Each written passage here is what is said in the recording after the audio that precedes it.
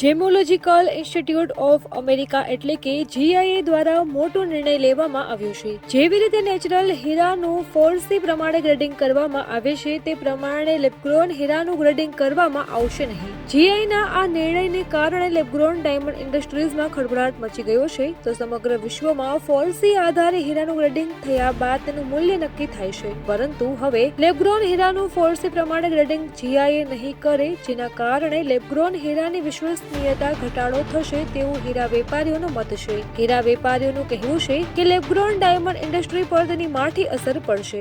Babubhai Vaghani, lab-grown diamond association president સાહેબ, જે પ્રમાણે એમને વાત કરી છે કે અમે હવે સલ્ટી નહીં આપીએ, તો એકચ્યુઅલી એ કંપનીનું સલ્ટી અમારી પાસે 2-3% પોઈન્ટમાં જ હતા, જેથી કરીને ઇન્ડસ્ટ્રીના આખીની ઉપર અસર નહોતી। અને એ જે સલ્ટી નહીં આપે તો કંઈક નવું વિચારશે, નહીં વિચારે તો આખી ઇન્ડસ્ટ્રીને કોઈ ફરક પડવાનો નથી। લેબગ્રોન ડાયમંડ ઇન્ડસ્ટ્રીયલ ખરેખર ખૂબ સારી રીતે હાલે છે, જે આવે કે ન આવે ઇન્ડસ્ટ્રીયલને કોઈ ફરક પડતો નથી। અને એનાથી કદાચ ઇન્ડસ્ટ્રીયલને જે VIDBમાં ભાવ મૂકતા હતા કે આ ભાવ, તો એને સલ્ટી નહીં આપે તો લોકો ભાવ નહીં મૂકે, નક્કી કરી શકશે કે મારા 100 રૂપિયાના 100 જ લેવા છે, 100ના 60 કરી નાખતા હતા। ભાવ મૂકીને માલ બીજો હોય કે ઓલો હોય કે ખબર નથી, પણ ભાવ રોજ હું મારા ભાવ ઓછા મૂકું, તમે તમારા ભાવ ઓછા મૂકા, એવી રીતે માર્કેટને અસર બહુ પડતી હતી। તો આ રીતે જો સલ્ટી નહીં આપે ને તો એને પર અસર પણ નહીં પડે, તો અને એના હિસાબે ઇન્ડસ્ટ્રીયલ સારી મજબૂત થશે અને એનાથી ઇન્ડસ્ટ્રીયલને કોઈ ફરક નહીં પડે। અને લેબગ્રોન આવવાથી હજારો માણસોને રોજીરોટી મળે છે અને એનાથી ભારત સરકાર પણ ખુશ છે। મોદી દર વખતે કહે છે મેકિંગ ઇન્ડિયા, મોદી સાહેબનું સપનું ખરેખર સાકાર થયું છે ને ગુજરાતની જે પરિસ્થિતિ લેબગ્રોન ડાયમંડ આવવાથી લેબરમાં ખૂબ સારી છે।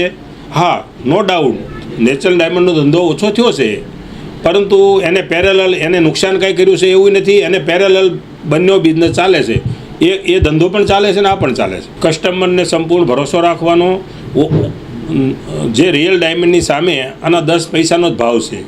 એટલે ખરેખર અમેરિકાવાળાને જ્વેલરી બનાવીને આપો તો એના માટે નોર્મલ પ્રાઇઝમાં જ માલ આવતો હોય છે, અને આ ડાયમંડ 100 કે લીએ છે, સદા કે લીએ નહીં, 100 કે લીએ છે। મારું પહેલું 5-7-10 વર્ષ પહેલાંથી એ જ સપનું છે અને એ જ મારું નિવેદન છે કે આ ડાયમંડથી રોજીરોટી બહુ મળે છે અને દરેક માણસો ડાયમંડ પહેરતા થઈ ગયા છે।